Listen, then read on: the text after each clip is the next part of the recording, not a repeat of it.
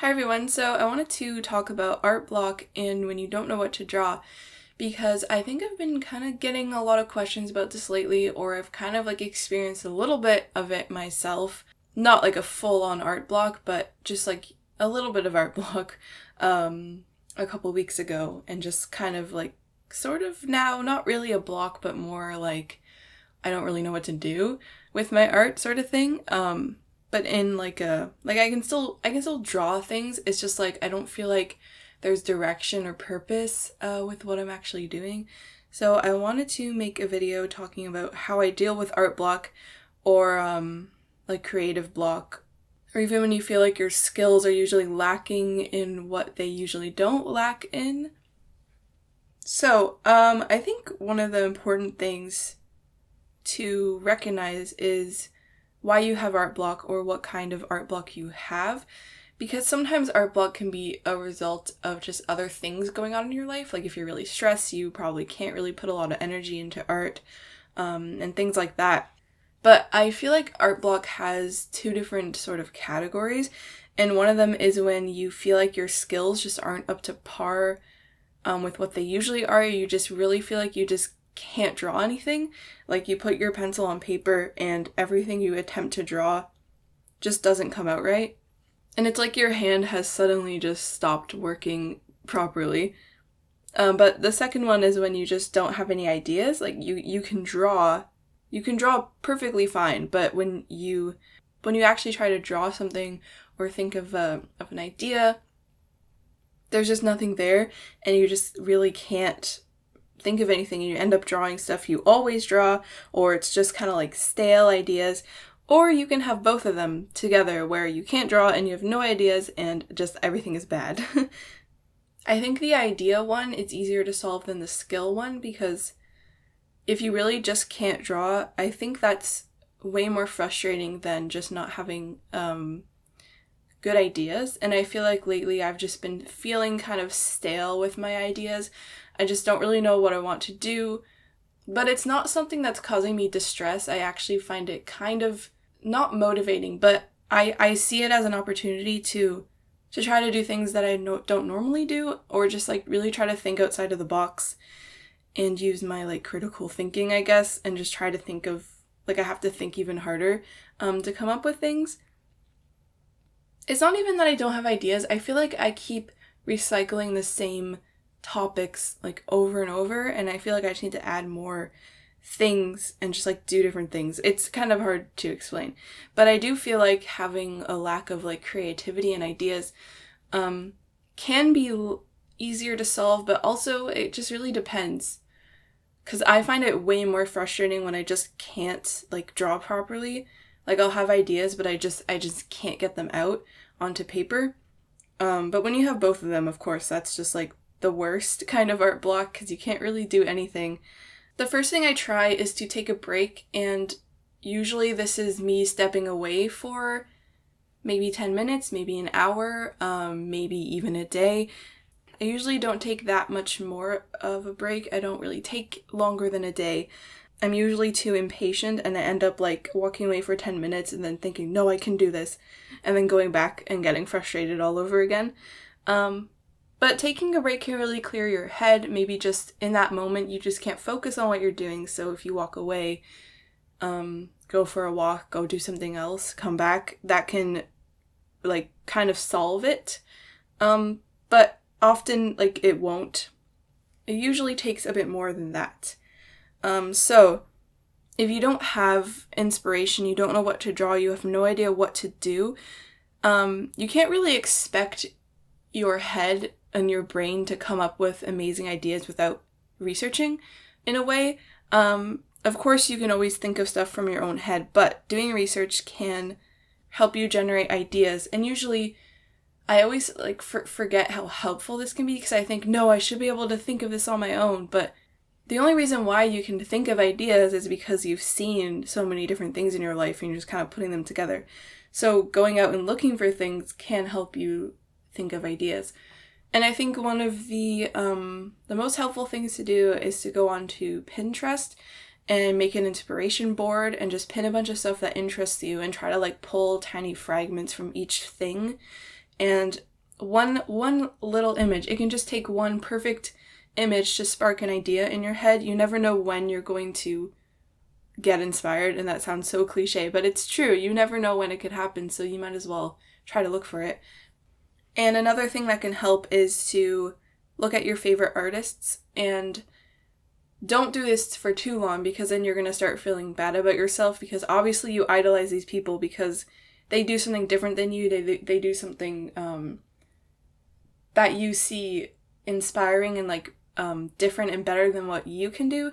So don't stare at other artists' stuff that you admire for too long, but it can really just inspire you to try to be your best. It kind of like, it makes you want to try hard and want to also make work that can inspire other people by looking at the kinds of work that you just think are so amazing. So that can give you the motivation to do it, and then the ideas can come from Pinterest or Google, or flip through some books and try to generate ideas that way. This can help a lot. It's just important to not do this for too long, because it's easy to just like get overwhelmed and over stimulated or desensitized, and then you're like, I have no idea what to do. I've looked at 1,000 images now and everything is just too complicated. So just spend like 10-15 minutes just looking through stuff and writing down any ideas you have. So that's if you don't have any ideas. If you don't have the skill, but you do have ideas, like if you just can't draw, for some reason your hand is not working that day, one of my favorite things to do is to just write out a mind map of an idea I have and just branch off and just see where my thoughts go. And you can do like really, really horrible doodles and just think of it as you're taking notes rather than actually drawing.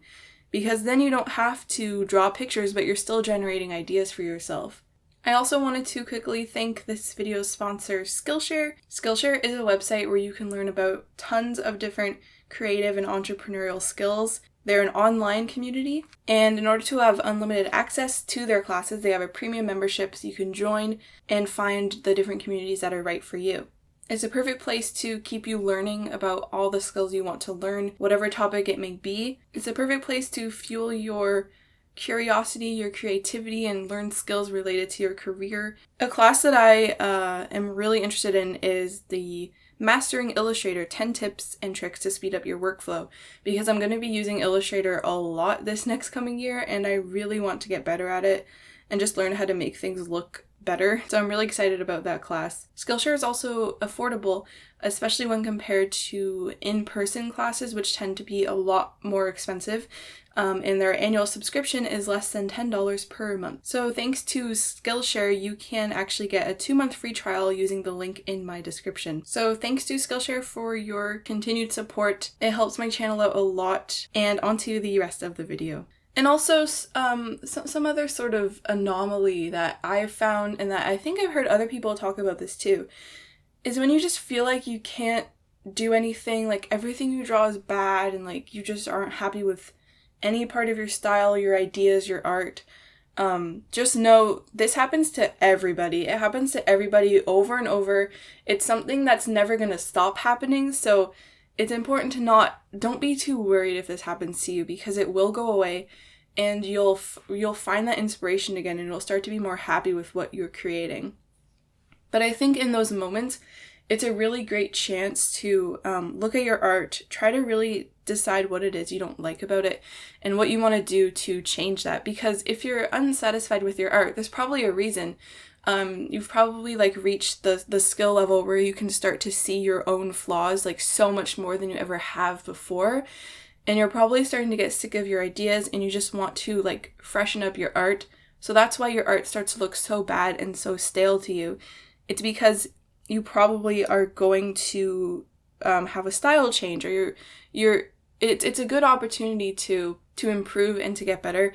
I find after I feel like really bad about my art, I kind of like turn that into, okay, so what am I going to do about this? I need to start studying more. I need to improve on the things that have been bothering me and pay more attention to the areas when I'm drawing that I tend to cut corners. So like I try to put more detail into my art.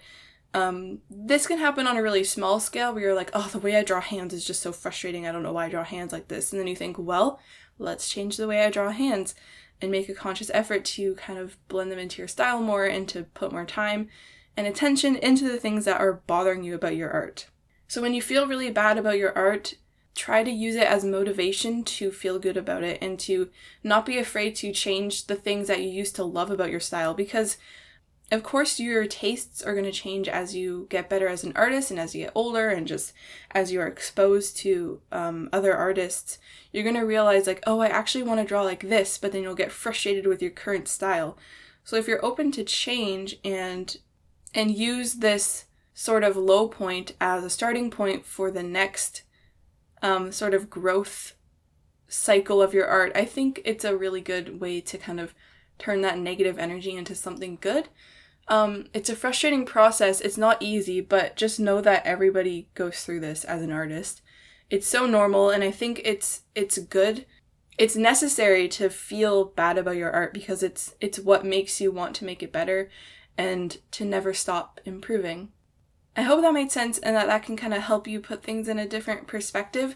I know how frustrating it can be. Like, I know how much not being able to draw and just feeling so bad about your art can just ruin your mood. It can ruin your day, your week. It's not a fun place to be in. I know that. And it's so much easier to say the things you can do to get out of it than to actually get out of it. So I hope this video helped you figure things out a little bit more. Feel free to vent in the comments about your struggles with art block. I'm sure other people have experienced things similar to you, and you can kind of chat together about what you do to overcome art block. Also, something I definitely think art block does exist, but sometimes it can kind of be invisible. You might see other artists out there creating tons of artwork that you're just thinking like, wow, this is all so great. But in their head, they could feel incredibly art blocked. They're still able to produce pieces that are quality and that look nice, but to them, it's just not what they wanted. It's not the ideas they want to be conveying. They feel kind of lost with their direction. So other artists could be struggling with this too, and you just don't even know because it's a very personal and subjective. If this helped you, feel free to leave a like and also subscribe to see more videos like this. I also have a Patreon where I post behind the scenes sketches, and I do monthly newsletters just updating you about what's going on with me and my art and my life, and I send out monthly postcards and stickers and all kinds of stuff like that over on my Patreon, so feel free to check that out. It will be linked in the description. So I really hope you got something from this video, and I'll see you in my next video.